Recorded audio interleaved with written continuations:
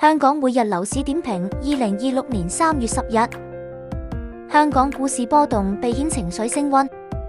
不過整體新盤市場持續暢旺，昨日更一連錄得多宗豪宅大額成交，反映買家對後市依然信心大足。由盈大地產及資本策略合作發展的中環雅盈豐，昨日再錄得大額成交，有買家一客兩食，斥資8000萬元，一口氣購入2伙單位。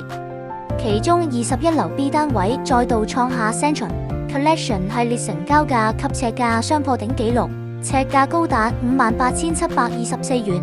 另外一伙為2樓思廉平台單位，尺價亦達35,300元。另外有 TDS 及富合置業發展的灣仔堅尼地道33號，昨日沽出28及29樓福斯 East 單位，實用面積1276平方尺，成交價為5448.5萬元，尺價42700元，祝項目成交價及尺價新高。全盤僅餘最後一伙複式及一伙分層待售。有關香港地產最新訊息，可瀏覽世紀21香港C21HK。